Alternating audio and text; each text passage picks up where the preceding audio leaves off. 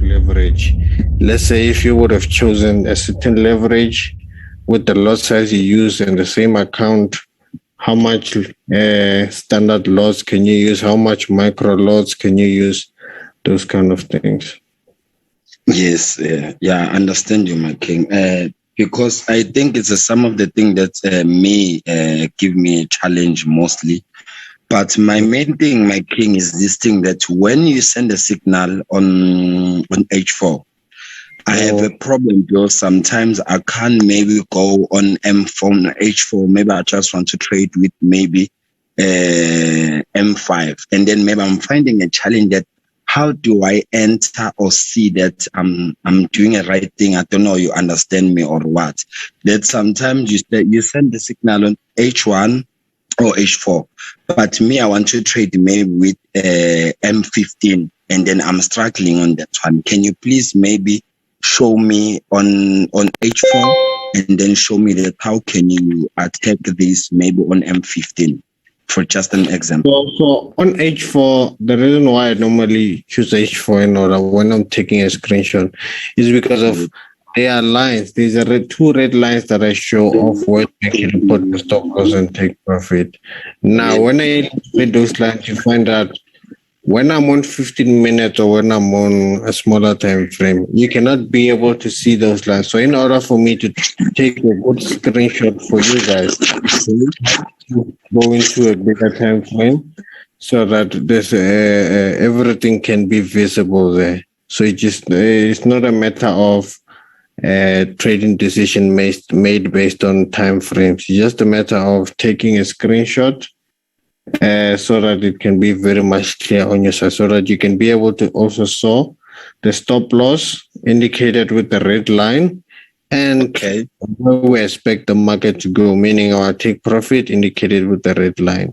So just to illustrate that we expect the market to go from where to where in respect to a cut of losses when it reaches where. No, I appreciate my king, because now I find myself that I'm more good in M1 because everything happened fast. Even if I'm just focusing on that one, but I'm more good on that one. But I really appreciate your answer. Thank you. No, thank you, Chessman.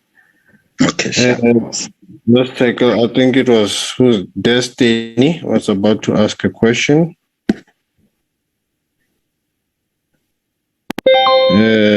If you're still here, Destiny, you can ask it.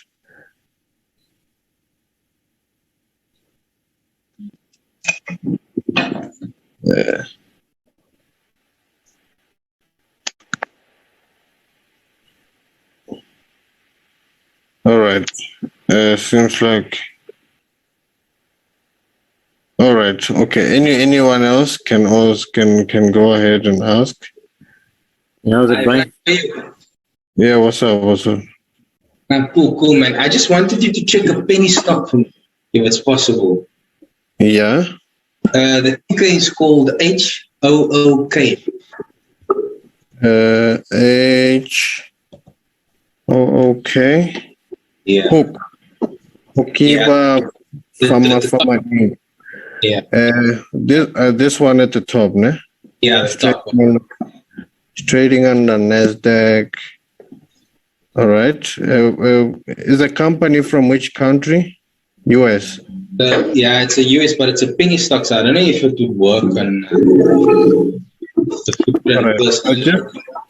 I'm just seeing a jump here. It is a very massive jump. What is there any news that came out or any report that came out regarding this company? Maybe go down to a 1 minute to like a 5 minute chart. Yeah, on 1 minute I'll be able to see very much effectively. Okay, since it has jumped, what I can be able to see is,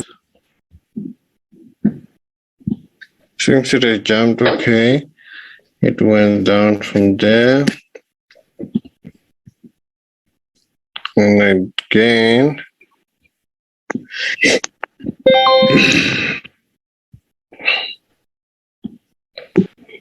It is down from there.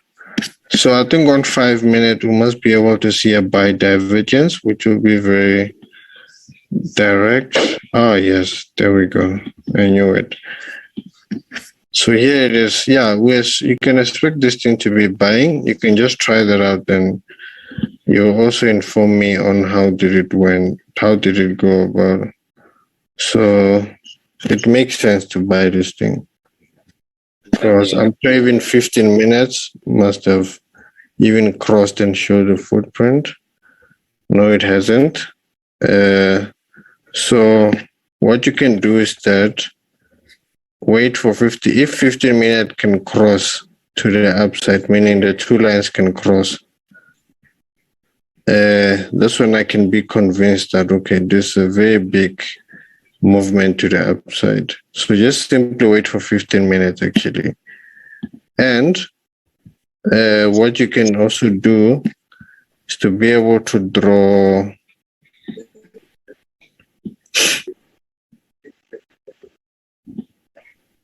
this, and we'll check if there's a divergence to the upside that forms.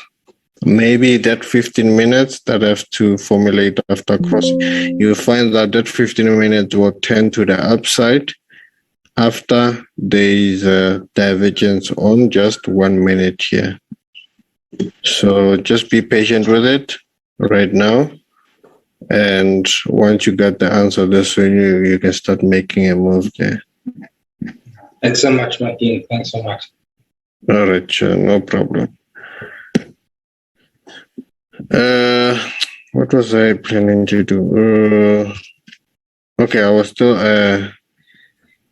let's move to the next one, guys. So to the next one.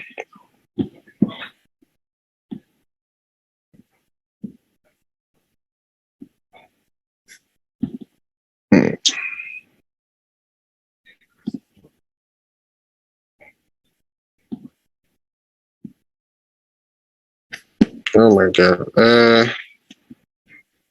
Before we move, there's something happening that is interesting. So there's about to be a divergence, just like I've seen. And if this can happen right now, listen. What is happening here? I saw the stochastic came to this point, thinking that there will be a very steep divergence. And this is one of the things that you guys might learn from, to show that if you don't wait for the two lines to cross, you're setting yourself up for failure. Because even if you see a divergence, but if the two lines have not crossed, you'll be in a situation where you've entered at the wrong place. And of course, the analysis will just be all over and there'll be more confusion again. So, yeah. Yeah, guys. Is there anyone who want to ask me the last question? Because we have about 3 minutes down to go. 3 minutes to go. Can you please analyze US 100? Nasdaq. Yes. Which time frame? Just saying, Nasdaq, I'm seeing it going up because I'm seeing divergence. Yes, there's a bullish momentum. So yeah, this thing I would say is going up. Let me check a bigger time frame. Definitely going up. Oh yeah, it's definitely going up. Yeah, something that is going on a bullish, because there's even a footprint that happened. So, and this is one of the things that you might learn from. So, this was a footprint. This was the first layer, the first layer. And right now we're waiting for the sell divergence.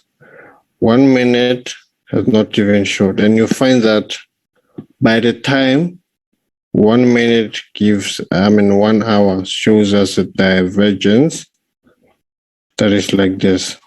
This market is already here, meaning it has passed that phase. But in a way, Through the current line. yeah, so it must be, the first point must be higher than the second point. But you find out this point, it has passed when the divergence is starting to form. So be careful of that kind of a situation. But from now, looking at what is actually happening here,